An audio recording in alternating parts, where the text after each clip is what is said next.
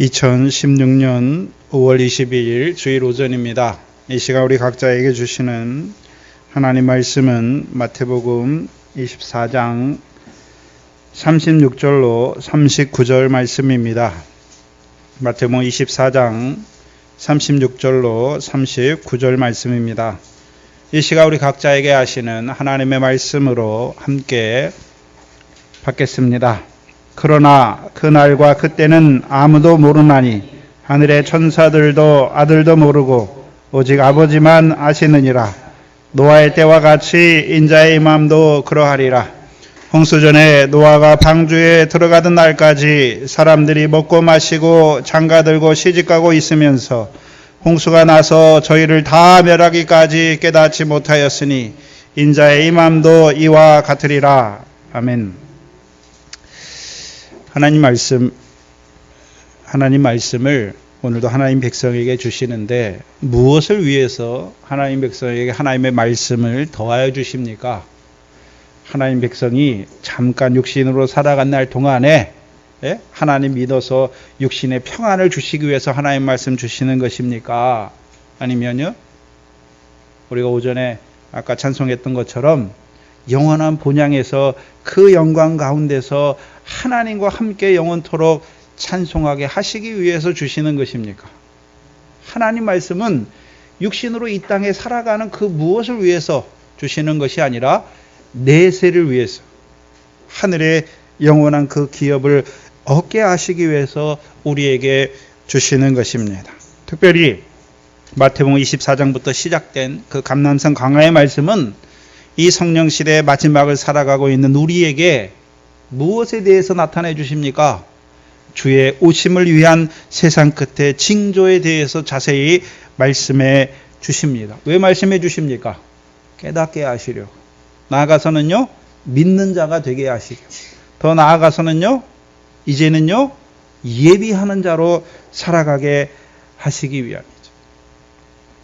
그래서 주의 오심과 세상 끝의 징조를 깨닫게 하시는 것은 단순히 이 세상 끝에는 어떤 일이 일어날 것인지 그거를 우리에게 보여주시는 것이 아니라, 아직은 우리가 세상 끝이 임하지 않았잖아요.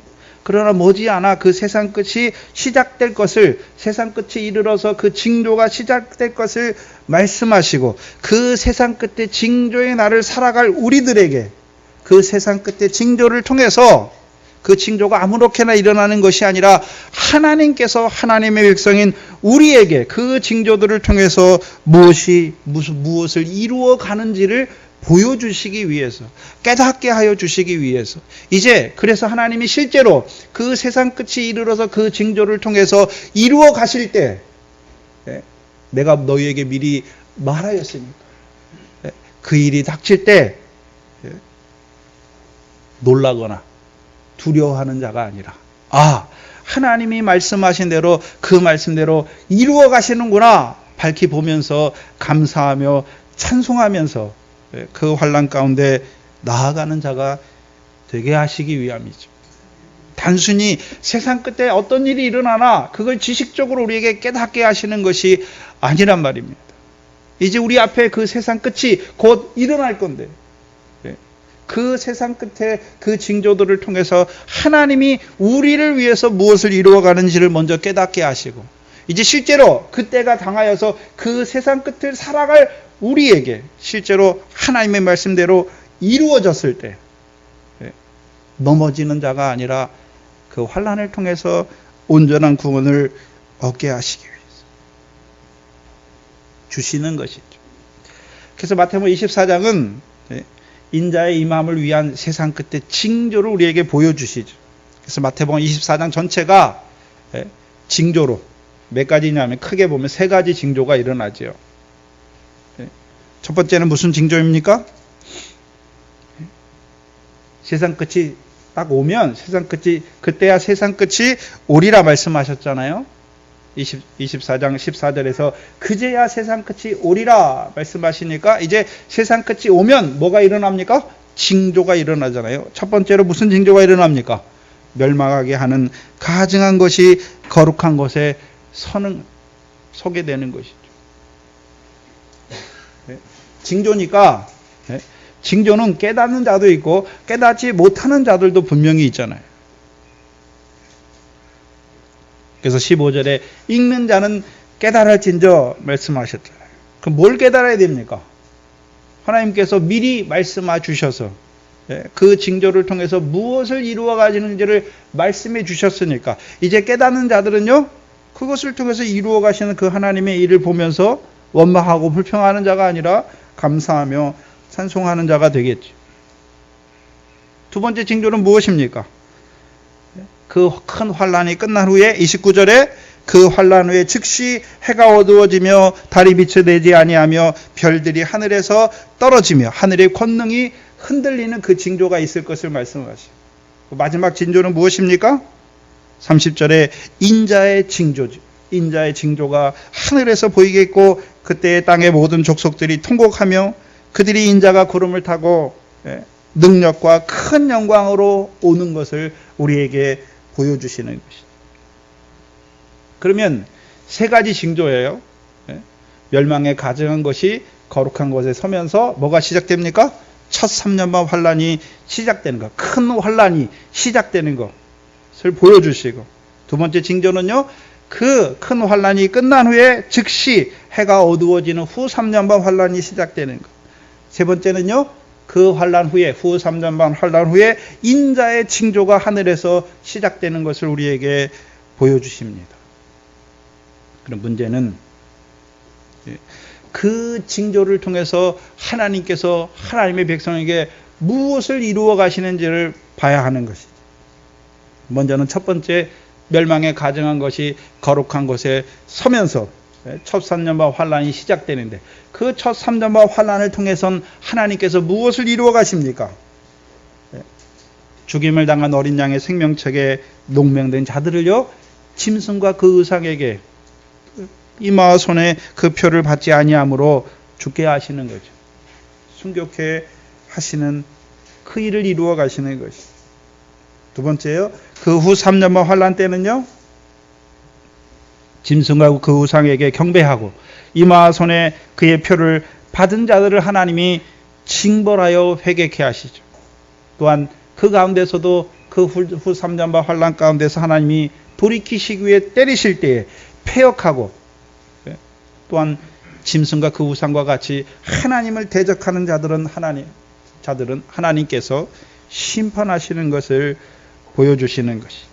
세 번째 징조를 통해서는요, 이제 인자의 징조를 통해서 택하신 자들, 언제 택하신 자들입니까? 그 환란 가운데 택하신 자들을 공중 혼인잔치로 모으시는 것이죠.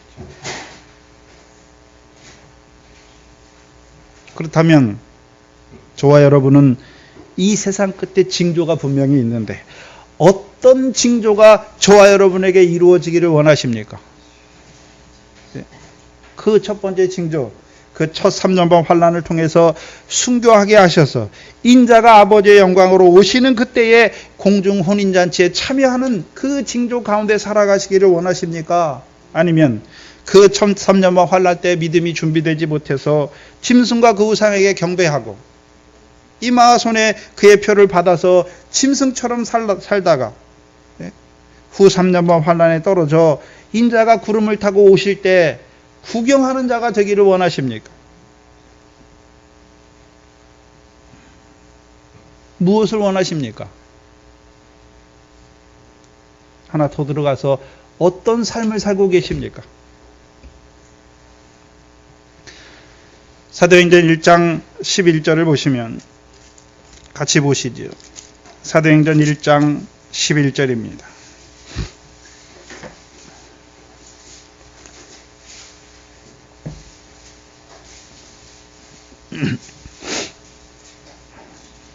사도행전 1장 11절 말씀을 보시면 가로되 갈릴리 사람들아 어찌하여 서서 하늘을 쳐다보느냐.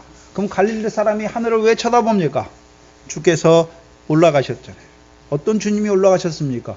부활의 첫 열매 되신 주께서 올라가신 것이죠. 그럼 왜 너희 가운데서 하늘로 올리우신 이 예수는 하늘로 가심을 본 그대로 오시리라 말씀하셨죠. 그럼 가셨다가 안 오십니까? 이제 다시 오실 것을 보여주셨습니까? 다시 오실 것을 보여주셨잖아요. 근데 사도행전에서는 희미하게 보여주셨어요. 오시긴 오시는데 어떻게 오시는가? 주님이 오실 때 그때가 세상 끝인데 그 세상 끝의 징조에는 어떤 징조들이 일어난지를 밝게 보여주지 않았잖아요. 근데 저와 여러분에게는 이제 마태복음 24장의 말씀을 통해서 이제 주의 오심을, 인자의 다시 오심을 위한 그 세상 끝의 징조를 자세히 우리에게 나타내 주시는 것이죠. 왜요? 인자가 오실 때 다시 오시는 인자로 말미암는 그 구원에 참여하는 자가 되게 하시기 위해서, 그 오시는 주님과 함께하는 자로 세우시기 위해서죠. 그래서 마태복음 24장의 말씀은 우리에게 지극히 큰 영광의 말씀을, 그 음성을 들려주시는 거예요. 저와 여러분에게. 왜요? 그 영광을 보라 말입니까? 이제 그 영광을 우리를 위해 예비해 두셨으니까 이제 그 영광으로 영광에 이르게 하시는 것입니까? 그 영광의 말씀으로 우리의 삶도 그 영광에 합당한 자로 세워주실 뿐만 아니라 이제 그 첫 3년 반 환난을 통해서 그 첫째 부활의 영광에 들어가게 하시는 것이죠.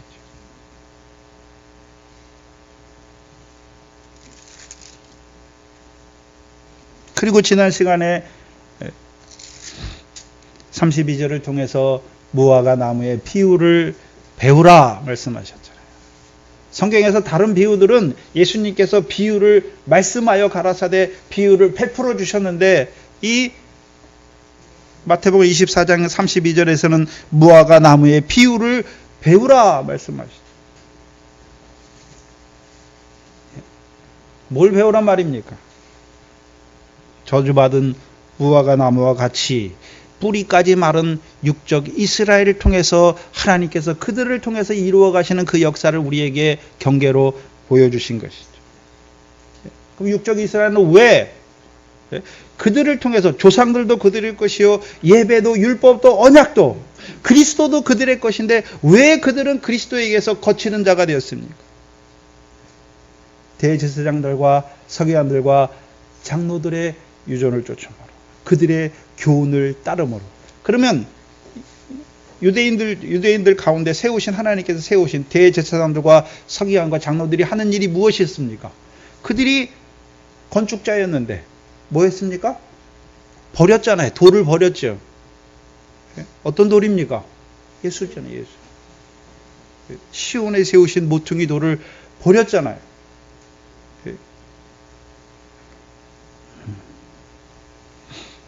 이제 그들의 교훈을 받음으로 육적 이스라엘이 결국 어떻게 됐습니까? 하나님께서 그들을 돌 위에도 돌 하나에 남지 아니하고 다 무너뜨려 버렸잖아요. 첫 번째는요, 그들을 흩으셨어요. 이제 창 감람나무에서 끌어낸 가지가 되게 하셔서 이방인의 충만한 수가 차기까지 이스라엘에 더러는 하나님께서 완악하게 하셨잖아요. 자기들은 하나님 섬긴다고 하는데 하나님이 보실 때는 어떤 자들입니까? 완악한 자들이에요. 왜 완악한 자들입니까? 하나님께서 육적 이스라엘을 세운 것은 육적 이스라엘만 선민이기 때문에 그들을 위해서 세우신 것이 아니라 그들을 통해서 하나님의 소유된 백성의 삶이 무엇인지, 그들이 해야 되는 일이 제사장 나라잖아요. 이스라엘을 왜 세웠습니까? 제사장 나라로 세운 거예요. 그럼 자기들이 제사장 나라니까 누구를 위한 제사장 나라의 역사를 해야 됩니까? 아브라함을 통해서 열방이 너를 인하여 복을 받을 것을 말씀하십니까? 하나님을 모르는 이방인에 대하여 제사장 역할을 해야 될 그 나라가 오히려 어떻게 합니까? 어떻게 됐습니까? 육적 이스라엘이. 율법이 없는 저것들은 지옥의 땔감이다 라고 말하는 거예요. 짐승처럼 봐요, 이방인들. 자기들만 율법을 지키기 때문에 의롭고 율법이 없는 이들은 저주를 받은 자들이라 말하는 것이에요. 하나님 율법 왜 주셨습니까? 먼저 자기들이 율법으로 죄를 깨닫고 죄인을 사랑하시는 하나님의 긍휼, 그 자비를 먼저 맛보게 하셔서 그 자비를 선포하는 자로 세우셨는데 오히려 어떻게 합니까? 그 긍휼은 없고 율법으로 가지고 자기 의만 나타나는 자들이 된 것이죠. 근데 백성들이 그 교훈을 좋아해요. 그 대제사장들과 서기관들과 장로들의 그 유전을, 그 교훈을 따름으로 결국 육적 이스라엘이 어떻게 됩니까? 끊어지는 자가 돼. 완악해진 자가 되는 것이죠.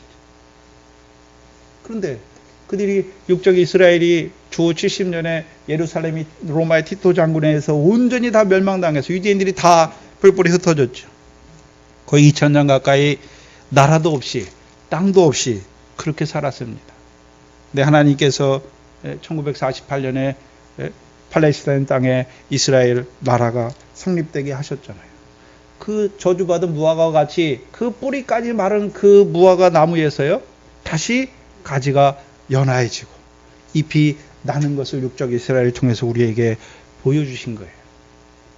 예수님께서 그 인자의 오심과 세상 끝의 징조를 말하면서 매년 겨울에는 죽은 것 같다가 봄이 되면 다시 싹이 올라오고 가지가 연화해져서 잎이 나는 그 매년 다시 피는 무화과를 말씀하시는 게 아니란 말이죠.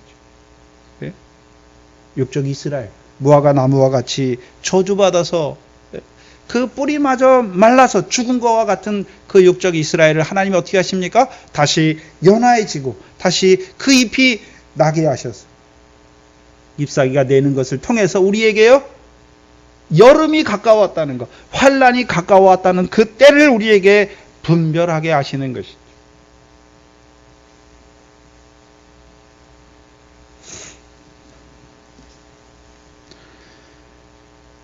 그리고 35절에 천지는 없어지겠으나 내 말은 없어지지 아니하리라 말씀하죠.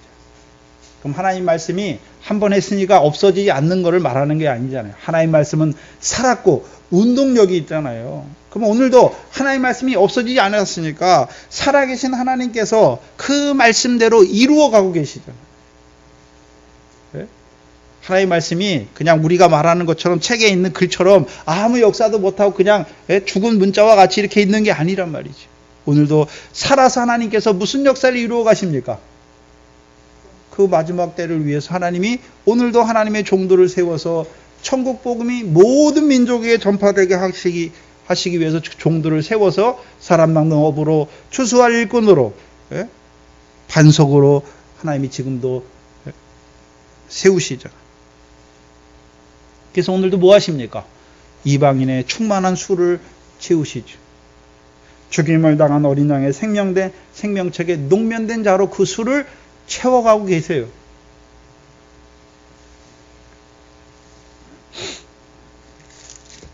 그리고 오늘 그러나 그날과 그때는 아무도 모른다라고 말씀하시죠.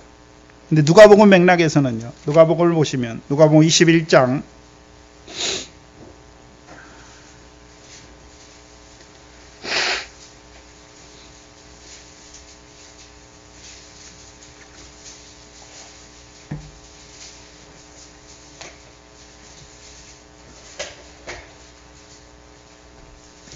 누가복음 21장 33절을 보시면 똑같은 맥락인데요. 천지는 없어지겠으나 내 말은 없어지지 아니하리라.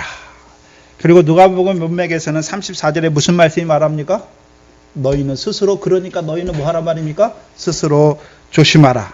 그렇지 않으면 방탕함과 술 취함과 생활의 염려로 마음이 둔하여지고 뜻밖의 그날이 턱과 같이 너희에게 임하리라. 그러면 마태복음 문맥에서는 뭐가 나옵니까? 그러나 그날과 그때는 아무도 모르니까 뭐 하란 말입니까? 스스로 조심하라 라고 말하는 것이잖아요. 36절에 이러므로 너희는 장차 올 이 모든 일을 능히 피하고 인자 앞에 서도록 항상 기도하며 깨어 있으라. 그럼 오늘 그 날과 그 시는 아무도 모르고 천사들도 모르고 인자도 모르고 아버지만 아시고 아신다고 말씀하시고 인자의 임함이 노아의 때와 같이 인자의 임함도 그러할 것이니까 우리 보고 뭐 하란 말씀입니까? 이 말씀 받은 자들은 삼가 조심하라는 것이죠. 기도하고 깨어 있으라는 말이죠. 뭐 하기 위해서요? 인자 앞에 서도록. 누가복음에서는 인자 앞에 서도록. 그럼 오늘 마태복음을 통해서는 오후 시간에 인자 앞에 서도록 말씀하시는 것이 아니라 노아의 때와 같이 멸망, 홍수 가운데 멸망되는 자가 아니라요. 뭐 받는 자요? 노아 식구와 같이 구원을 받는 자로 세우시기 위해서. 36절 보시면 그러나 그날과 그때는 아무도 모르나니 하늘의 천사들도 아들도 모르고 오직 아버지만 아시느니라. 근데 우리가 먼저 전제해야 되는 것은, 생각해야 되는 것은 여기서 그날과 그때는 무엇을 말하는 그날과 그때인가? 첫 번째, 두 번째가 있어요. 두 개가 있는데 대부분의 주석에서는요, 인자가 다시 오시는 그날과 그때를 말한다라고 말해요. 그럼 여기서 그날과 그때가 참으로 인자가 다시 오시는, 인자가 임하는 그날을 그날과 그때를 말씀하시는가? 아니면요, 그 환란이 시작되는 그날과 그때를 말하는가? 첫 3년반 환란이 시작되는 그날과 그때를 말하는가? 그걸 구별해야 돼요.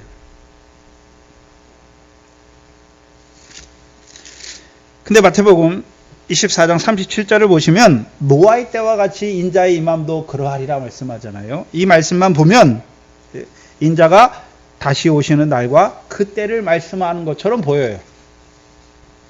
그런데 마태복음 25장 6절과 10절을 보시면, 마태복음 25장 6절과 10절을 보시면 신랑이 더디옴으로 다 졸며 잘새 6절에 밤중에 소리가 나되 보라 신랑이로다 맞으러 나오라 하니 10절에 저희가 살아간 동안에 신랑이 오므로 예비하였던 자들은 함께 혼인잔치에 들어가고 문은 닫힌지라.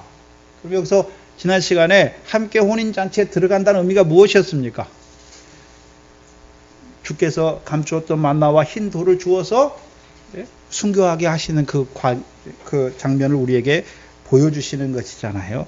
그래서 마태복음 25장 6절과 10절을 생각하면 인자가 오시는 날이 아니라 첫 3년반 환란이 시작되는 날을 말씀하는 것이죠. 그런데 마태복음 24장 37절 이하를 잘 보시면 그 날과 그때는 노아의 때를 말하는 것이 아니라 인자의 임함의 때를 말하는 것이 아니라 첫 3년반 환란을 말씀하시는 것이에요. 37절 이하에 보면 노아의 때와 같이 인자의 임함도 그러하리라. 그럼 얼핏 보면 우리가 잘못 생각하면 인자가 오시는 그 날과 때를 말씀하시는 것 같은데 38절 39절 읽어보시면 홍수 전에 노아가 방주에 들어가던 날까지 사람들이 먹고 마시고 장가들고 시집가고 있으면서 홍수가 나서 저희를 다 멸하기까지 깨닫지 못하였으니 인자의 임함도 이러하리라. 그럼 인자의 임함이 한 날을 말씀합니까? 홍수가 전개되는 과정을 보면 홍수가 한날에 확 내려가지고 그 육체가 된 하나님 백성들을 한꺼번에 다 멸했습니까? 아니잖아요. 창세기 7장을 한번 보시면 홍수가 전개되는 과정이 있어요.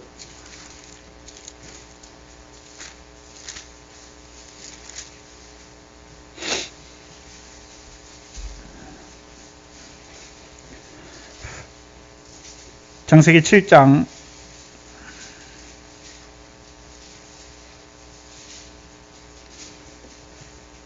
10절에 11절 12절에 노아 600세 되던 해 2월 곧 그달 17일이라 그날에 큰 기쁨의 샘들이 터지며 하늘의 창들이 열려 40주야를 비가 땅에 어떻게 했습니까?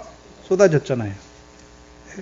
그리고 17절에 홍수가 땅에 40일을 있었는지라 물이 많아져 방주가 땅에서 떠올랐고 21절에 땅 위에 움직이는 생물이 다 죽었다라고 말씀하시고 24절에 물이 150일을 땅에 창일하였더라. 그럼 노아 홍수 때도 여기 보면 지금 오늘 마태복음에서 말씀하시잖아요. 노아 홍수와 같이 인자의 임함도 그러하리라 말씀하잖아요. 그러면 노아 홍수 때도 어떻습니까? 홍수가 전개되는 과정이 있잖아요. 그래서 마태복음 24장도 인자의 임함을 인자의 오심을 말하면서 인자가 바로 옵니까? 징조들을 통해서 마지막 징조를 통해서 오십니까? 징조들을 통해서 마지막 징조에 오시잖아요. 첫 번째 무슨 징조가 있어야 됩니까? 첫 3년반 환란이 시작되는 징조, 멸망에 가증한 것이 거룩한 것에 서면서부터 시작되는 첫 3년반 환란의 징조가 있어야 되고, 두 번째는요, 그 첫 3년반 환란이 끝나면 후 3년반 환란의 징조가 있어야 되고, 이제 그 후 3년반 환란이 끝나야 인자가 오시는 것이죠.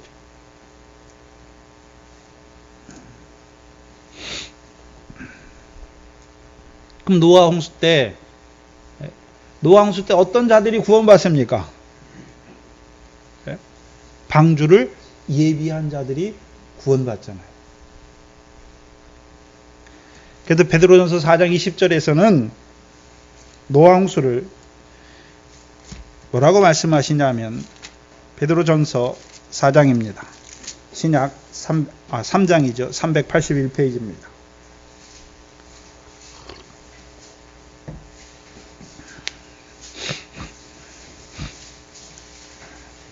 베드로전서 3장 20절, 21절을 보시면 창세기 6장, 7장, 8장만 가지고 있으면 안 돼요. 베드로전서 3장을 통해서 창세기 노아 홍수가 우리에게 어떤 의미인지를 봐야죠.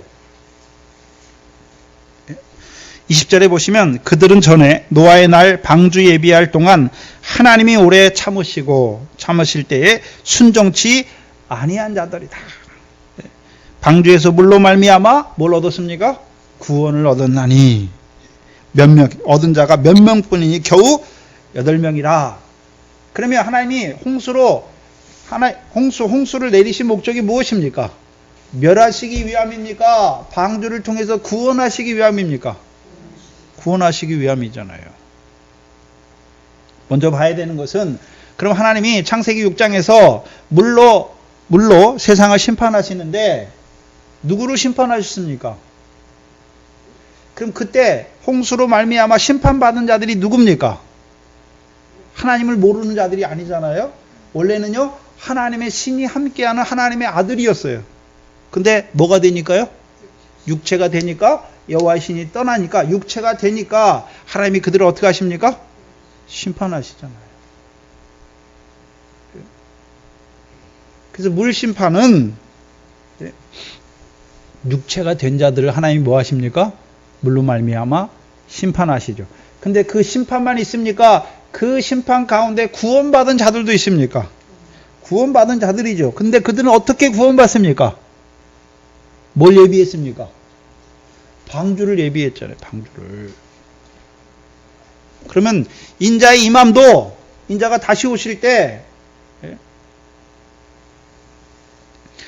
누가 구원을 받습니까? 지금 이제 인자가 다시 올 때 우리가 방주를 또 예비하는 게 아니에요. 이제는 뭘 예비해야 됩니까? 등과 기름을 예비하는 자들이 구원을 받잖아요. 그 다니엘서 12장 1절을 보시면,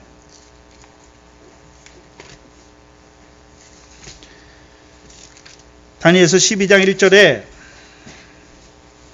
다니엘을 통해서 그때를 보여주시잖아요. 그때에 내 민족을 호위하는 대군 미가일이 일어날 것이요, 또 환란이 있으리니 이는 개국 이래로 그때까지 없었던 환란일 것이며. 그래서 다니엘을 통해서 그 열왕들을 통해서 일어나는 환란을 보여주시고, 마지막 네 번째 바다에서 나오는 짐승 중에 한 뿔을 통해서 일어나는 환란을 우리에게 보여주시잖아요. 한때와 두때 반때에 거쳐서 일어나는 그 환란을 보여주시는데, 그 환란을 통해서 그때에 12절에 내 백성 중 무릇 책에 기록된 모든 자가 뭘 얻습니까? 구원을 얻잖아요. 그러면 노아 홍수 때에도 하나님이 심판하시지만 또 모두 이루십니까? 구원을 이루시잖아요. 그럼 인자의 임함 때에도 하나님이 뭘 이루십니까? 책에 기록된 모든 자에게 뭘 이루십니까? 구원을 이루시잖아요. 구원을. 환란, 그러면 첫 3년반 환란, 큰 환란 왜 일어납니까? 구원이잖아요. 구원. 무슨 구원입니까? 거기서는 방주를 예비해서 얻는, 방주를 예비함으로 구원받는 구원이 아니라 등과 기름을 예비함으로 구원이죠. 무슨 구원입니까? 마태복음 25장 6절과 10절에서요. 신랑이로다 맞으러 나오라 할 때 그 신랑과 함께 들어가는 거죠, 문에. 그게 구원이에요.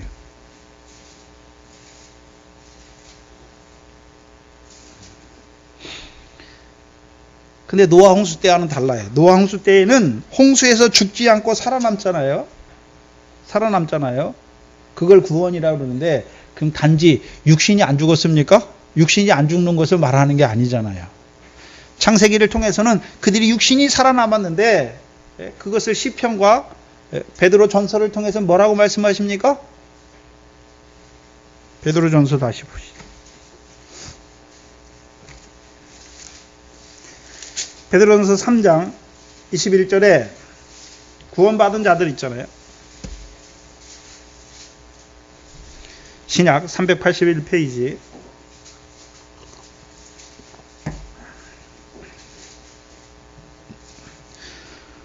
20절 21절이잖아요.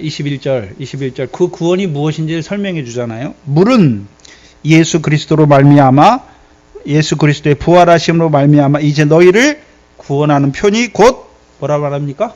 세례라. 그럼 구원받은 자들은 뭐 받았습니까?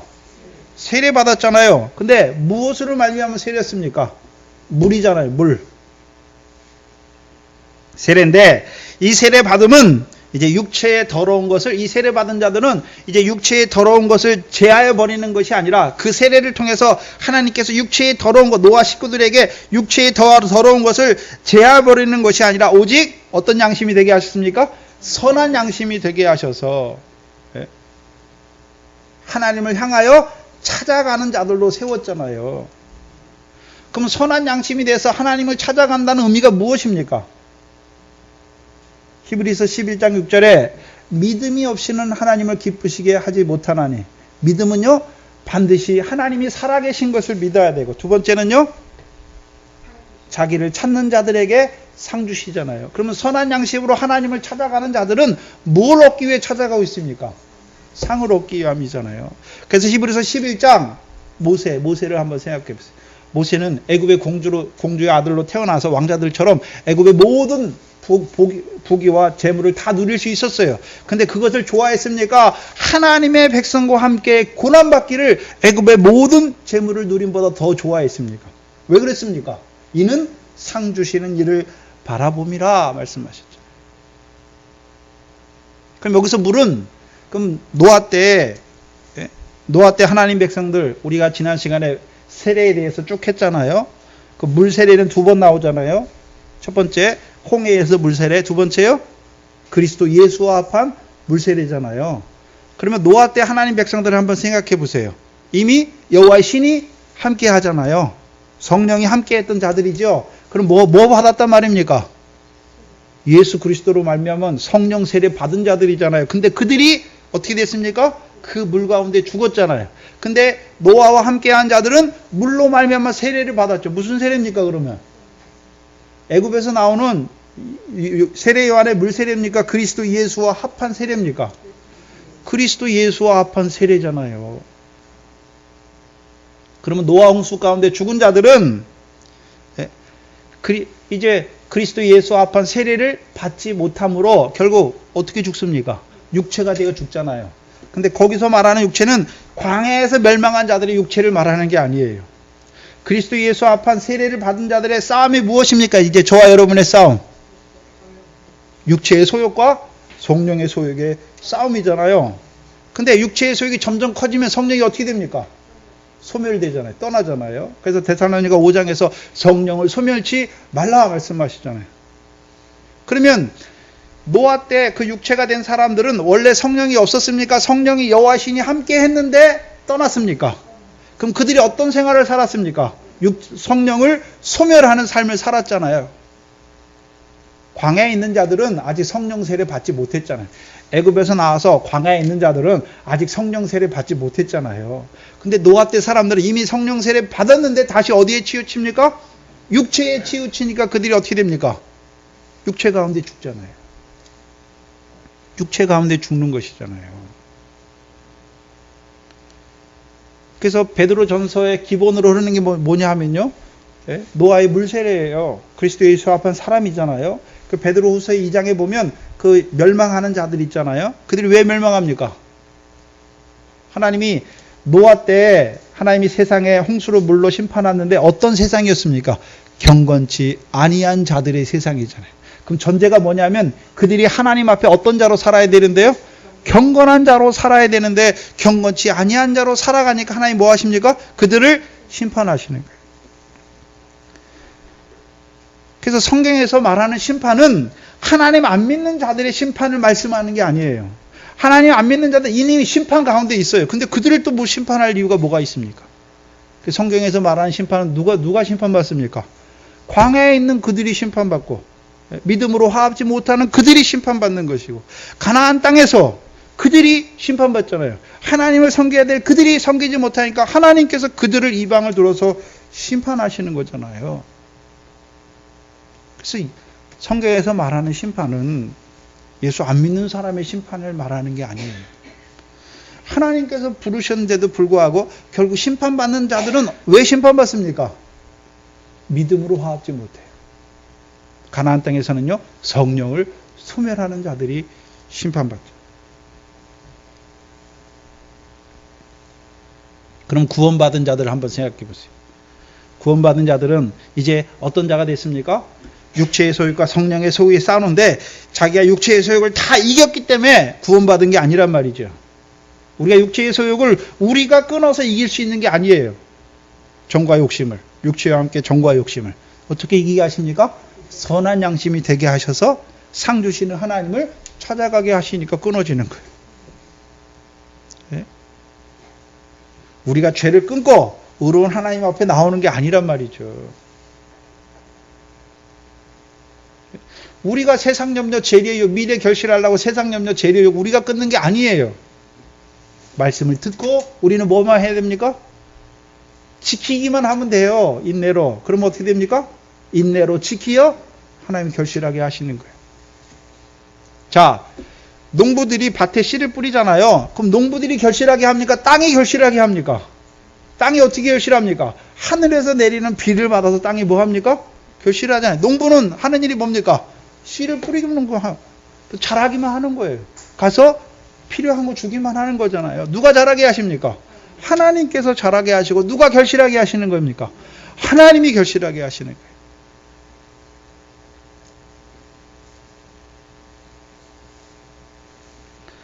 그러면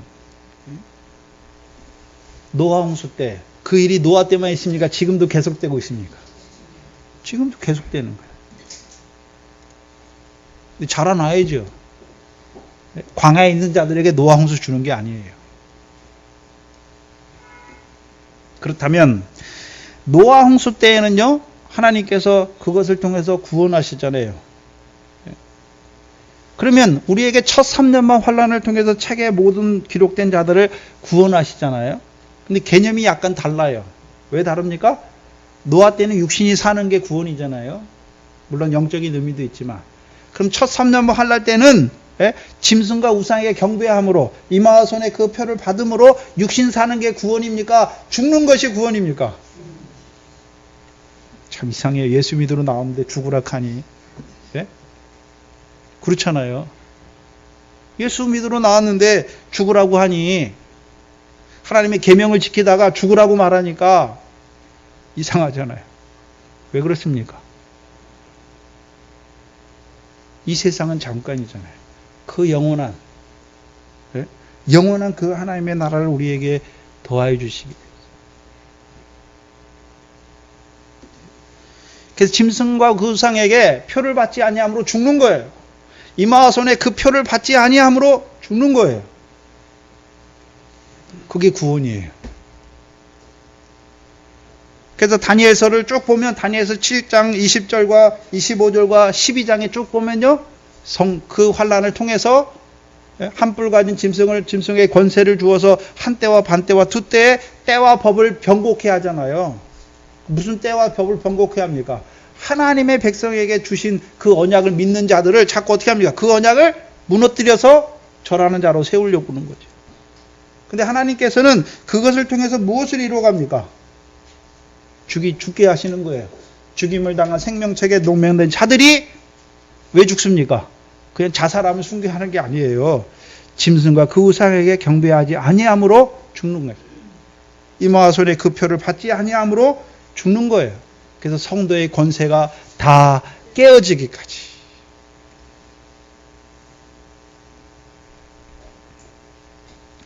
그러면 하나님은 뭐 하십니까 그때? 예? 짐승이 일어난지 몰랐습니까? 하나님이 짐승을 일으켜 세운 것입니까? 하나님이 짐승을 일으켜 세우신 거예요. 악한 자잖아요. 오늘날도 우리가 기도하는데 어떤 사건과 환경이 일어났어요. 그럼 하나님 모르십니까? 하나님이 허락하셨으니까 일어났습니까? 하나님이 허락하셨으니까 일어났어요.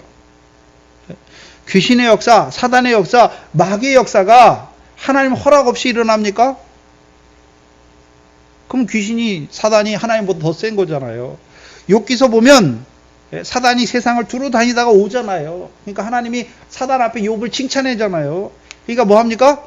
하나님이 사단을 격동해서 욥을 시험하게 하시잖아요. 근데 욥을 하나님이 사단이 욥에게 환난 연단을 허락하실 때, 욥을 칠 때 허락 없이 칩니까? 하나님이 고기까지 다 허락합니까?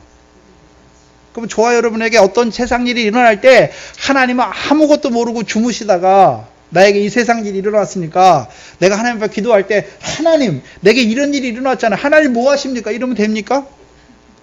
제자들처럼 배 타고 가다가 이제 환란 막 풍랑이 일어나 죽게 되니까 주를 깨우는 것입니까? 누가 일으켰습니까? 주께서 일으키셨잖아요. 그럼 뭐라고 기도해야 됩니까 이제? 주여. 이거 분명히 하나님이 허락하신 것입니다. 맞잖아요? 네? 하나님이 허락하신 거예요. 하나님 백성들에게 우연이 없어요. 어쩌다가 이런 게 없어요. 다 하나님이 허락하신 거예요. 그럼 뭐라고 기도해야 됩니까? 하나님, 분명히 하나님께서 이것을 나에게 허락하신 게 맞습니다. 저 사람을 들어서 내게 이 일을 허락하셨는데 내 마음이 지금 이렇습니다. 내가 그것 때문에 그 일 때문에 하나님 아버지 내가 근심이 됩니다. 염려가 됩니다. 나를 불쌍히 여겨 주시옵소서. 그리고 뭐 해야 됩니까? 잠잠히 기다리는 거예요. 그리고 하나님의 뜻이 이 가운데서 나의 육신의 원망이나 불평이 드러나는 것이 아니라 하나님의 뜻이 내게 이루어지게 하여 주시옵소서. 잠잠히 기다리면요, 그거 다 지나가요. 근데 우리는 어떻습니까? 어떤 일이 일어나면요, 우리 마음이 먼저 분주해가지고 근심이 되고 염려가 되고 내가 왜 하나님인데 왜 나에게 맨날 이런 일이 일어나지 원망하고 불평하다가 그 일이 다 지나고 나서 뒤돌아보면요, 아이고 내가 또 미련해서 또 하나님 앞에 원망하고 불평했네. 언제까지 그러시렵니까? 그 마지막 때도 하나님이 왜 그 바다에서 올라오는 그 한뿔, 그 짐승에게 하나님이 왜 큰 권세를 주셔서 42달 동안 1260일 동안 일하게 하셨습니까? 모르는 게 아니라 그 마지막 짐승에서 올라오는 한뿔을 통해서 하나님이 뭐 하십니까? 하나님의 일을 이루어 가시잖아요. 다니엘서 2장 40절에. 그 열왕의 때에. 그래서 마지막 올라오는 짐승도 마지막 열왕의 중에 바다에서 올라온 그 짐승 중에 하나잖아요. 그 열왕의 때에 하나님 뭐 하십니까? 하나님의 나라를 세워 가시잖아요. 짐승이 없으면 하나님의 나라를 세우지 못해요. 그 짐승을 통해서 하나님의 나라를 세워 가시잖아요. 특별히 그 마지막 네 번째 짐승에서 나오는 그 한 뿔을 통해서, 그 뿔의 시대를 통해서, 그 핍박과 환난과 순교의 시대를 통해서 하나님께서 하나님의 백성들을요, 어린 양의 피에 그 옷을 씻어 희게 하셔서 그 환난 가운데 흰 옷을 입은 무리로 우리를 세우시는 것이죠. 예? 그래서 계시록 6장 9절 이하에 흰 옷은 누구에게 주셨습니까? 아니요. 먼저 흰 옷을 입은 자들이 있잖아요. 제단 안에서 하나님의 말씀을 위해서 목배임 받은 자의 영혼들이 뭐합니까? 신원하잖아요. 대주제요. 우리의 신원을 어느 때까지 우리에게 갚아주지 아니하십니까? 말하니까 대주제가 뭐라고 말씀합니까? 잠깐 기다리라. 쉬라. 뭐 할 때까지요? 너희 동무 종들과 너희 형제들도 수가 차기까지 잠깐 기다리라 말씀하시죠. 먼저 입은 자들이 있잖아요. 그러면 이제 큰 환난을 통해서, 첫 3년반 환난을 통해서 어린 양의 피에 그 옷을 씻어 희게 해 주셔서 그들도 뭐 하게 하십니까? 흰 옷을 입은 자로 세워주시는 것입니다. 그 그걸 이루어 가시는 거예요. 우리가 참고해야 되는 것은 아니야, 돌아가요. 그러면 자, 천사들도 인자도 그날과 그때는 모르잖아요. 그렇죠? 그날과 그때는 모른다고 하셨지 그 해와 그 달은 모른다고 말씀하신 게 아니잖아요. 잘 보셔야 돼요. 마가복음에서 같은 본문에서 그 해와 그 달은 너희가 모른다라고 말씀하신 것이 아니라 그 날과 그 시를 그 때를 모른다라고 말씀하신 거예요. 그 해와 그 달을 모른다고 말씀한 게 아니잖아요. 여기서 그 날은 어떤 날이었습니까? 환란이 시작되는 날이죠. 마태복음 25장 5절 6절을 보시면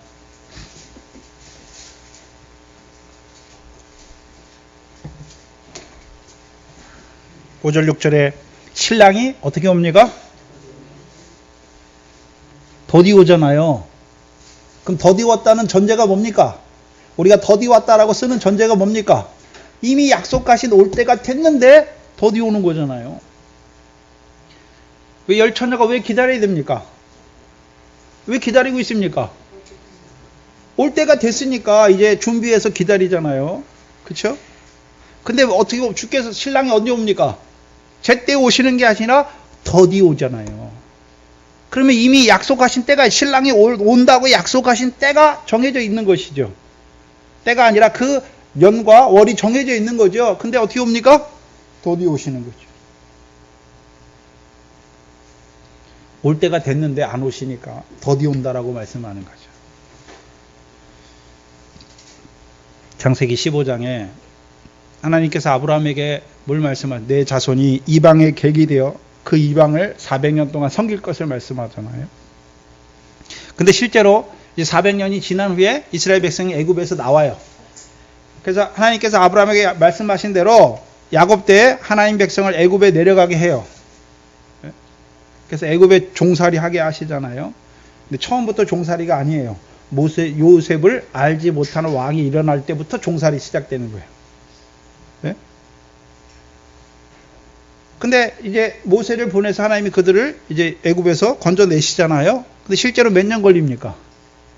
400년이니까 430년이니까 430년이 걸리죠. 왜 30년이나 더 걸렸습니까? 첫 번째, 아모리 사람의 죄악이 아직 관영치 아니하였죠. 두 번째는요, 모세의 연단이 안 끝났잖아요. 모세의 연단이 안 끝났잖아요. 사도행전 7장을 보면 모세가 40세가 됐잖아요. 모세가 애굽의 모든 학술과 모든 걸 다 배웠어요. 지식을 다 배웠어요. 그리고 모세가 40세에 무슨 일을 하려고 그랬습니까?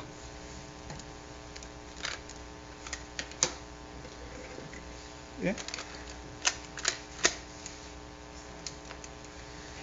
모세가 애굽의 학술과 지식을 다 배운 다음에 자기가 이제 애굽에서 내가 왕이 돼야겠다. 이스라엘 백성을 이용해서 애굽에서 왕이 돼야겠다. 그 생각하고 있습니까? 보시죠. 사도행전 7장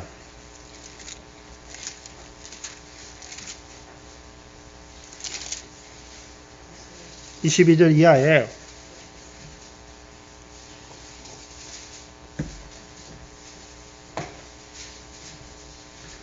신약 197페이지입니다. 사도행전 7장 22절 이하에 모세가 애굽 사람의 학술을 다 배워 그 말과 행사가 뭐합니까? 능하잖아요. 그러면 그래서 23절에 나이 40세가 되매 그 형제 이스라엘 자손을 뭐 할 생각이 났습니까? 돌아볼 생각이 났잖아요. 그래서 24절에 한 사람의 원통한 일 당함을 보고 보호하여 압제받는 자를 위하여 원수를 갚아 애굽 사람을 쳐 죽이니라. 그 모세가 애굽 사람 쳐 죽인 목적이 무엇입니까? 25절이잖아요. 저는 모세가 그렇게 한 것은 그 형제들이 이스라엘 자손들이 하나님께서 모세 자기의 손을 빌어 구원하여 주시는 것을 깨달으리라고 생각했으나 저희는 깨닫지 못하였다. 모세가 애굽 사람 이스라엘 백성을 핍박하는 애굽 사람을 쳐 죽이잖아요. 왜 그랬습니까? 하나님이 애굽의 학술과 그걸 다 배워 말과 행사에 능한 그 모세를 통해서 이스라엘 백성을 구원하게 하실 줄 하나님의 백성들이 알아야 되는데 그걸 모르는 거예요. 그 40세 모세잖아요. 그럼 모세가 몇 년도에 일어났습니까? 40에 일어났잖아요. 그럼 모세가 40세 되던 해가 이스라엘 백성이 애굽에 내려간 지 몇 년입니까? 390년이잖아요. 왜요? 80세에 하나님 모세를 다시 보내니까 그때가 430년 만에 나왔으니까 40세 모세는 이스라엘 백성이 애굽에 내려간 지 몇 년입니까? 390년이잖아요. 그럼 모세가 뭘 보고 있습니까? 400년이 다 차가잖아요. 아브라함의 언약을 보고 있잖아요. 400년이 다 차가는데 이제 10년 남았는데 어떻게 합니까? 하나님이 나를 통해서 하시려나 보다. 나를 그래서 바로의 공주의 아들로 크게 해서 애굽의 모든 학설과 지식과 다 배워서 말과 행사가 능하게 한 나를 통해서 하나님이 이들을 구원하시려나 보다. 그럼 하나님이 무슨 힘이 없어가지고 모세를 들어 구원하십니까? 모세의 힘을 빌어 모세의 그 지식과 학설로 그걸 빌어서 하나님이 구원하십니까? 아니에요. 그럼 모세가 어떻게 될까요? 내가 잘해서, 내가 잘나서. 그럼 하나님 일을 누가 합니까? 모세처럼 되면 내가 세상에 똑똑한 내가 하나님이 일을 하는 거예요. 그럼 상 주실 때 모세가 어떻게 하겠습니까? 거저 주시는 바 그 은혜의 영광을 찬송하겠습니까? 내가 하나님 앞에 이렇게 했으니까 자기 손을 내미는 자가 되겠습니다. 80세의 모세를 보내니까 그 40년의 연단 후에 모세를 보내니까 모세가 원래 말과 행사에 능했잖아요. 근데 뭐라고 말합니까? 하나님 나는 말을 잘 못합니다. 내 입술은 둔하고 내 혀는 뻣뻣합니다. 라고 말씀하잖아요. 40세 모세와 80세 모세죠.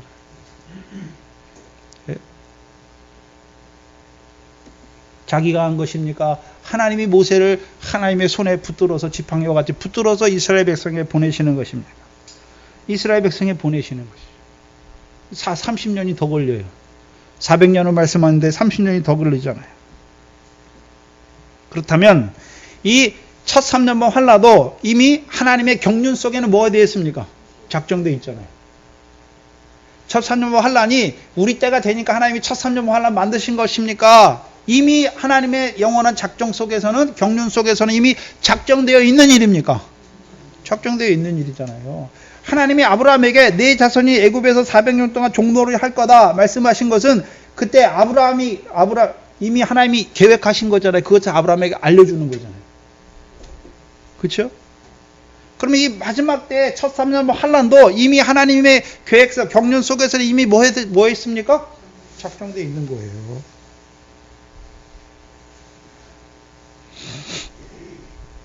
뭐까지 예비되어 있겠습니까?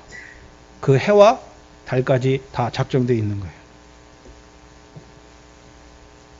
언제 나옵니까? 창세기 1장에 나오잖아요. 창세기 1장에 나오잖아요.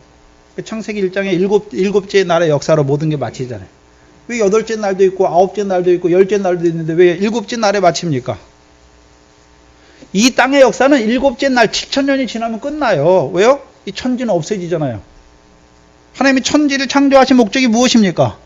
그 창세기에 나오는 날들의 역사를 통해서 땅들을 어떻게 하십니까? 온전케 하시잖아요. 그래서 일곱째 날에 안식에 들어가면 이제 끝났잖아요. 땅에서 이루실 일이 다 끝나면 이 천지는 어떻게 됩니까?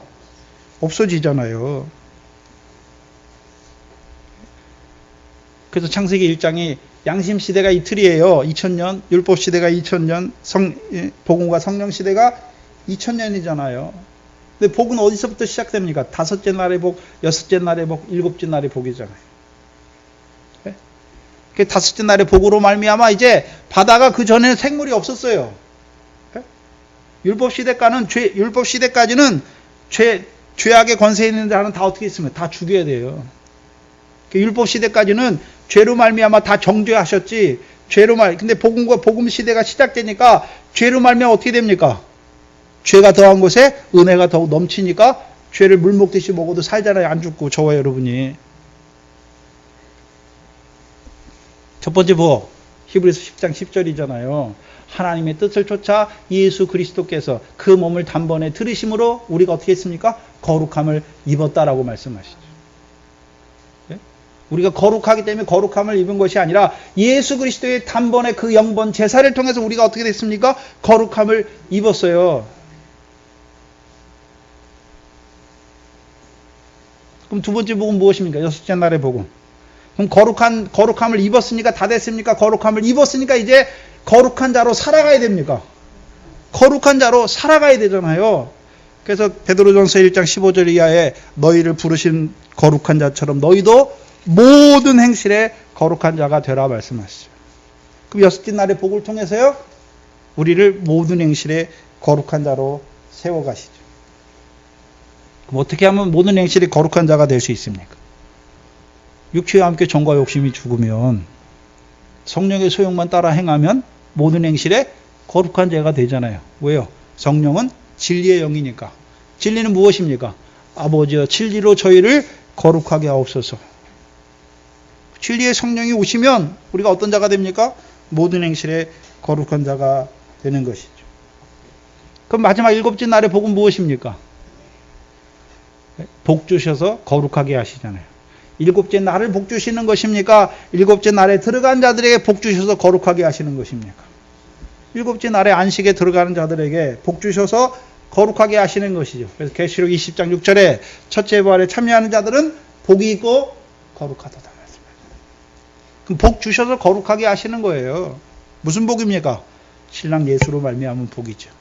그럼 다섯째 날의 복은 아브라함의 자손으로 오신 예수 그리스도로 말미암은 복을 주셔서 우리를 예수로 그리스도로 말미암아 거룩한 자로 세워주시는 것이고, 여섯째 날의 복은요, 시온의 자손, 다윗의 자손으로 오신 시온에 세우신 모퉁이 돌이신 그리스도 예수로 말미암아 우리를 어떤 자로요? 모든 행실에 거룩한 자로 세워주셔서 하나님이 지으신 모든 것을 다스리게 하시는 거예요. 여러분이 물고기 어떻게 다스립니까? 여러분이 바다에 가가지고 물고기 막 부르면 옵니까? 네, 우리 말도 그걸 말하는 게 아니잖아요. 바다의 물고기를 다스린다는 의미가 무엇입니까? 다스리지 못하면 어떻게 됩니까? 다스린 바다요. 우리가 죄가 있잖아요. 바다 물고기가 물을 먹어도 안 죽잖아요. 짠물을 먹으면. 저와 여러분이 죄를 지으면 바다 물고기가 바닷물 먹어도 안 죽듯이 우리가, 저와 여러분이 죄를 지어도 안 죽잖아요. 왜요? 죄가 더한 곳에 은혜가 더욱 넘치게 하시니까. 그럼 바다를 다스린다는 의미가 무엇입니까? 다스리지 못하면 바리새인처럼 자기를 의롭다고 믿는 거예요. 자기 의를 때문에. 그럼 죽는 거예요. 사도 바울은 어떻습니까? 그렇게 많은 일을 한 사도임에도 불구하고 나이는 죄인 중에 괴수라 말하는, 다스리는 거예요.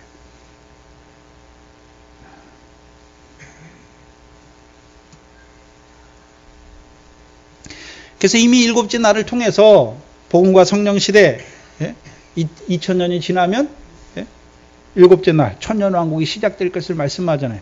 그럼 천년왕국에는 누가 들어갑니까? 복 주셔서 거룩해 된 자들이 들어가잖아요. 그래서 첫째 부활에 참여하는 자들은 복이 있고 거룩하다라고 말씀하는 거죠.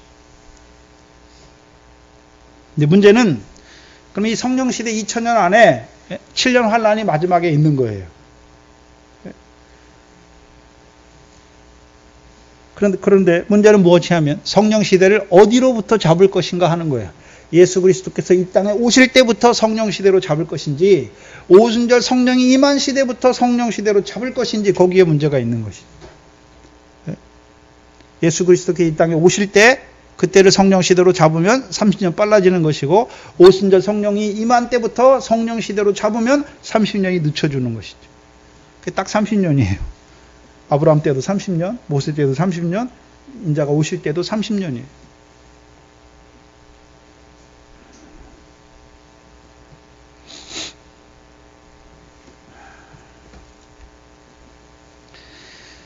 전도사님이 이 땅에 예수 그리스도께 오실 때부터 성령 시대로 본 거죠.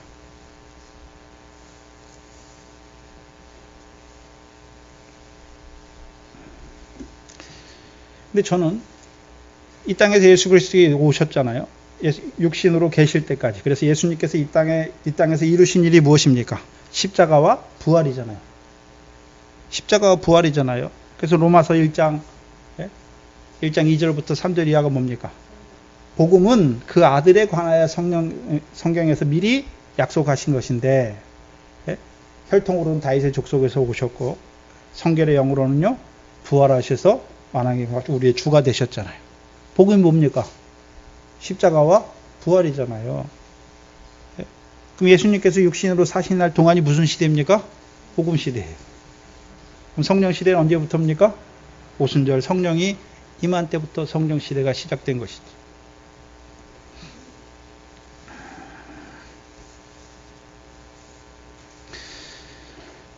그렇다면 해수와 달은 정해져 있었어요. 그럼 뭐가 없습니까? 날은 모르잖아요. 날과 그 때는 모르잖아요.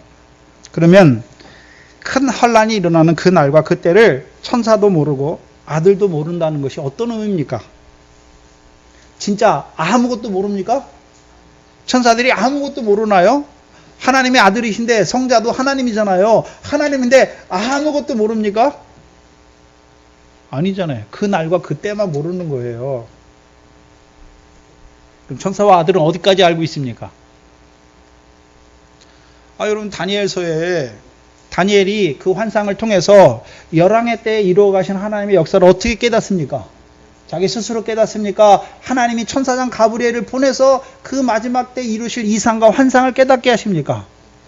이상과 환상을 깨닫게 하시잖아요. 그래서 다니엘서 9장 24절 이하가 무엇입니까? 기간이 정해져 있잖아요. 기간이 내 백성과 내 거룩한 성을 위하여 70일에로 기한을 정하셨다라고 말씀했잖아요. 그럼 다니엘도 뭘 보고 있습니까? 70일의 기한이 정한 걸 보고 있잖아요.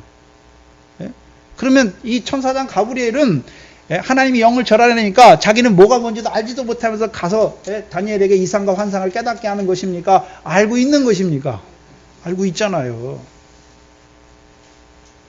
계시록 1장을 보시면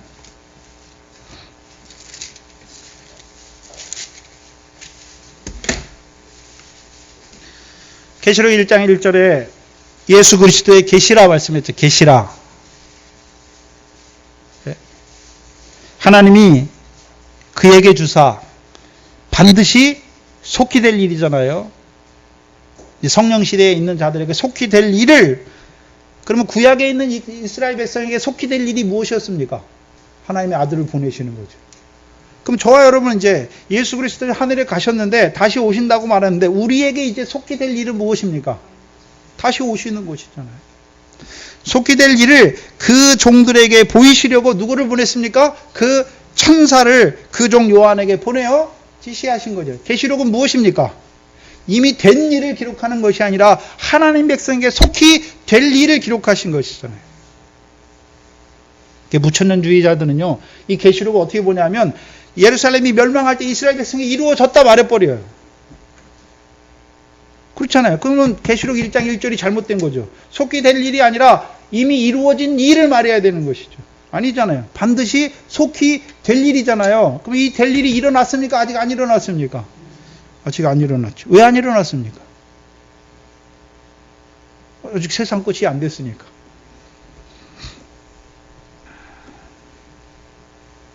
그럼 천사들이 알지도 못하고 전합니까? 욥기서 38장에 하나님의 아들들과 천사들이 기뻐 소리하였다라고 말씀하잖아요. 그럼 천사들은 하나님의 아들들을 섬기는 종으로 세우신 거잖아요. 지으셨잖아요. 그러면 하나님의 아들들이 다니엘에게, 그 천사장이 다니엘에게 그 소식을 전할 때, 요한에게 그 소식을 전할 때, 속히 될 일을 증거해 줄 때 천사들이 아무것도 모르고 그냥 너 이거 전해 하니까 아무것도 모르고 그냥 가서 전하는 게 아니란 말이에요. 천사들은 그 하나님의 아들들을 섬기는 종으로 하나님께서 이 마지막 때에 그 아들들에게 이루실 일을 보면서 기쁨으로 뭐 하고 있습니까? 섬기는 것이죠. 기계적으로 하는 것이 아니란 말이죠. 그럼 이미 천사들도 뭐 하고 있습니까? 이 기간이 정해져 있는 걸 보잖아요. 반드시 속히 될 일이라는 걸 보고 있잖아요. 또 한 가지 의미는 구약의 예언서들 누구를 통해서 깨닫게 하십니까? 하나님이 이루실 일을 천사들을 통해서 깨닫게 하셨잖아요. 네? 구약에도 안 나왔다는 거예요. 그 날과 그 때는. 그렇죠? 근데 기간은 정해져 있는 걸 보여줘요. 70일에가 지나면. 그럼 두 번째, 아들도 모른다는 의미가 무엇입니까? 우리가 아까 로마서 1장에 복음은 하나님의 아들에 대해서 성경에 미리 약속하신데 아들로 말씀하시면 육신으로는 다윗의 혈통에서 오셨고 성결의 영으로는 부활하셔서 하나님의 위에 앉으셨잖아요. 그럼 아들이 누굽니까? 복음이에요. 그럼 복음서에 그 날과 그때가 나와 있습니까? 안 나와 있습니까? 안 나와 있잖아요. 더 나아가서 요한복음 1장 14절을 보면 말씀이 육신이 되어 우리 가운데 거하셨잖아요. 신학적으로 예수 그리스도를 성부 하나님의 말씀이신 성자예요. 예수님 뭘로 오셨습니까? 말씀이잖아요. 말씀이 육신이 되어 오셨으니까 말씀이잖아요. 근데 아들도 모르니까 성경 전체가 뭡니까? 하나님 말씀이잖아요. 그게 누굽니까? 예수 그리스도잖아요. 성경 전체에 나타나 있습니까? 안 나타나 있습니까? 안 나타나 있잖아요. 그 날과 그때는. 안 나와 있어요. 성경에 그 날. 언제, 어시, 몇 월, 며칠, 몇 시에 안 나타나 있단 말이에요. 그렇다면 아버지 하나님도 몰라야 되잖아요. 성자 하나님도 모르니까 아버지 하나님도 모르잖아요. 근데 왜 오로지 아버지만 아신다라고 말씀합니까? 그러면 그 세상 끝은 언제 옵니까? 마태복음 24장 14절에 언제 옵니까?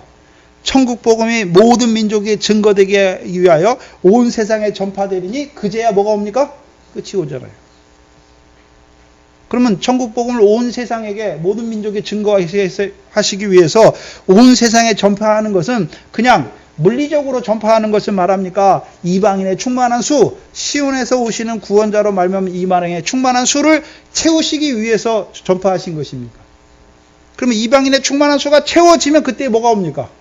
끝이 오잖아요. 그럼 하나님은 지금도 뭐 하고 계십니까? 숫자를 세고 계시는 거죠. 무슨 수를 세고 계십니까? 먼저는 이방인의 충만한 수를 채우고 계시는 것이고, 아까 계시록 6장 9절에서 11절에 너희 동무 종들과 너희 형제들도 그 수가 차기까지, 예?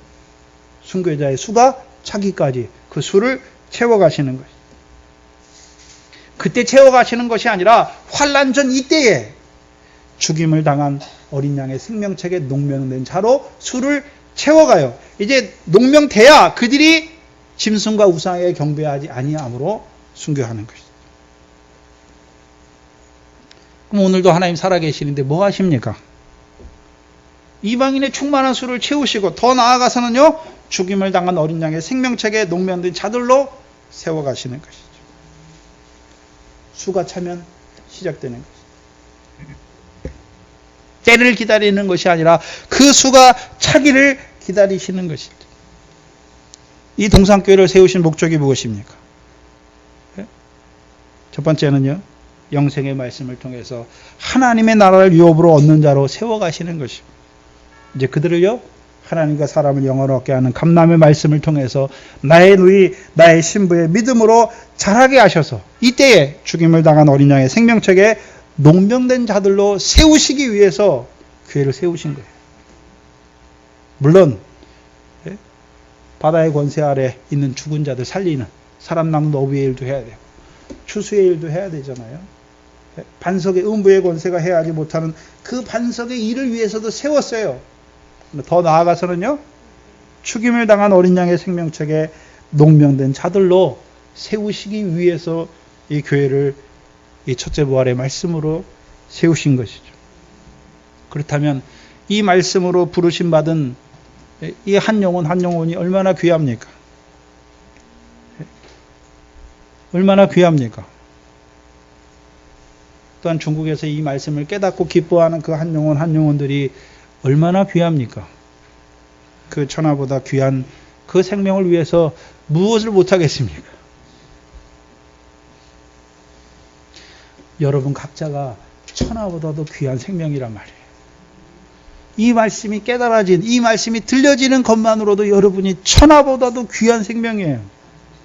세상 사람들은 여러분을 저 사람 돈도 없고 뭐도 없고 생긴 것도 저렇고 무슨 능력이 있어 그렇게 볼지라도 하나님께서는 우리를요 천하보다 귀한 한 생명 한 생명으로 보시는 거예요.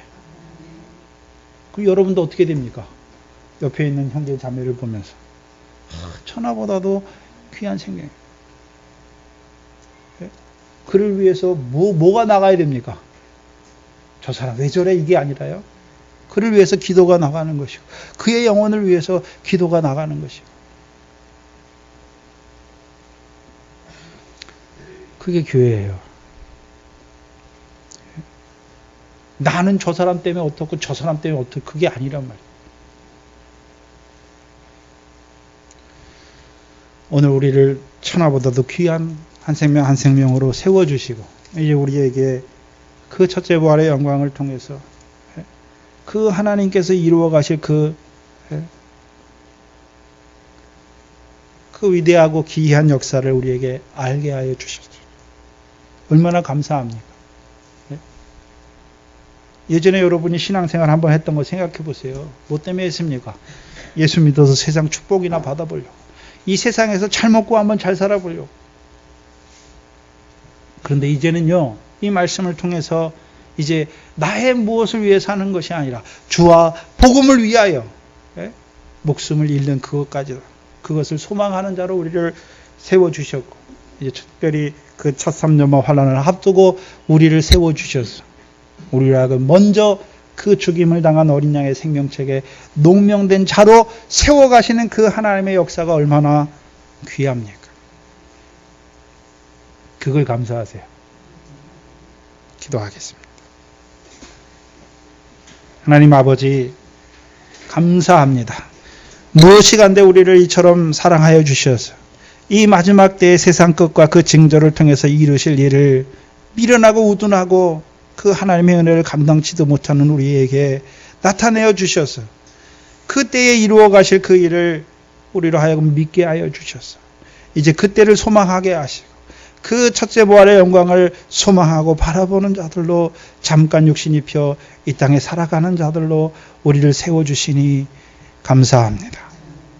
특별히 이곳에 주의 몸된 교회를 세워주시고 그 하나님의 구원을 이루어가는 그 일에 쓰임받는 자들로 우리를 세워주시니 감사합니다. 이 교회가 이 생명으로 생육하고 번성하는 교회가 되게 하여 주시옵소서. 아버지 하나님 부르신 권속들 하나 한 명 한 명 하나님께서 이 징조의 말씀을 통하여 그들이 이제 그 죽임을 당한 어린 양의 생명책에 농명된 자들로 세워가기를 소망하는 그리함으로 그들의 삶이 이제 등과 기름을 예비하는 삶이 이루어질 수 있도록 은혜 베풀어 주시옵소서. 하나님 앞에 나올 때 하나님께서 우리에게 허락하신 물질들 가운데 또한 믿음 안에서 하나님이 주신 것을 깨닫게 하시고 드리게 하시니 감사합니다. 물질뿐만이 아니라 하나님께서 우리에게 허락하신 베풀어 주신 그 모든 은혜를 깨닫고 온전히 하나님을 찬송하는 저희들 되게 하여 주시옵소서. 또한 이 교회 이 말씀을 인하여 불러주셨지만 여전히 광야에 있고 사망 가운데 있고 바다 가운데 있는 저들을 불쌍히 여겨주시옵시고 이 교회를 통하여 그 생명 살리는 그 일을 이루어가는 이 교회의 사명을 감당할 수 있도록 하나님 아버지의 은혜와 복을 내려 주시옵소서. 또한 하나님께서 우리의 육신을 통해서 보내신 하나님의 자녀들을 불쌍히 여겨주시옵시고 저들에게도 이 말씀을 통하여 하나님이 오늘도 살아계셔서 이루어 가시는 그 역사를 깨닫는 귀한 하나님의 백성들이 되게 하여 주시옵소서. 또 멀리 중국에 있는 하나님의 교회들을 붙들어 주시고 저들이 이 마지막 때에 이 시대를 분별하며 하나님의 뜻을 밝히 보며 감사하는 저희들 될 수 있도록 인도하여 주시옵소서. 예수님의 이름으로 기도하옵나이다. 아멘.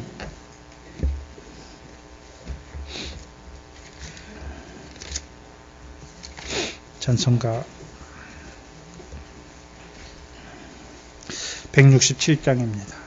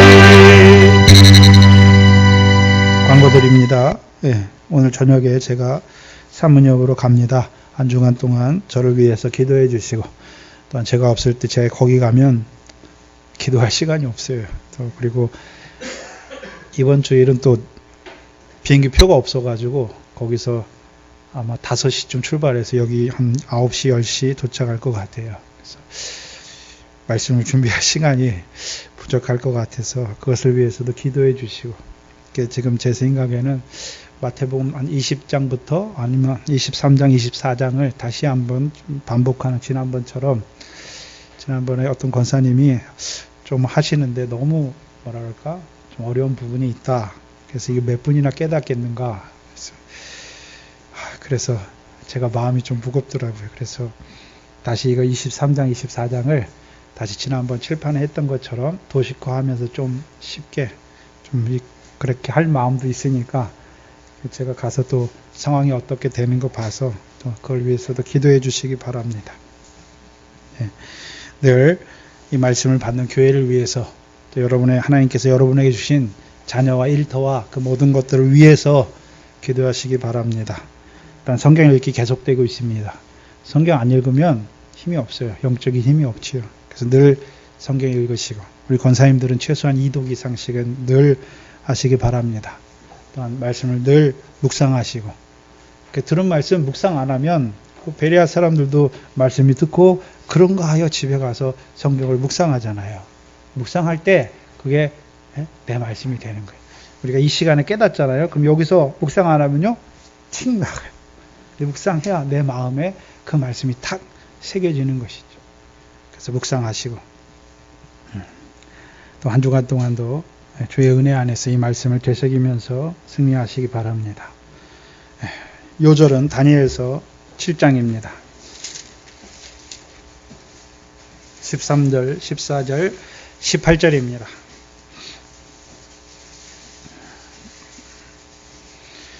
다니엘서 7장 13절, 14절, 17절입니다. 함께 읽겠습니다. 내가 또 밤 이상 중에 보았는데 인자 같은 이가 하늘 구름을 타고 와서 옛적부터 항상 계신 자 나와 그 앞에 인도되매 그에게 권세와 영광과 나라를 주고 모든 백성과 나라들과 자로 그를 섬기게 하였으니 그 권세는 영원한 권세라. 옮기지 아니할 것이요 그 나라는 패하지 아니할 것이니라. 지극히 높으신 자의 성도들이 나라를 얻으리니 그 누림이 영원하고 영원하고 영원하리라. 아멘. 하나님의 복을 받겠습니다. 지금은 우리 주 예수 그리스도의 무한하신 은혜와 아버지 하나님의 크신 사랑과 성령 하나님의 감화 감동하심이 이 감람산 강화의 말씀을 믿는 자들의 머리 위에 이대로부터 영원토록 함께 있을지어다. 아멘.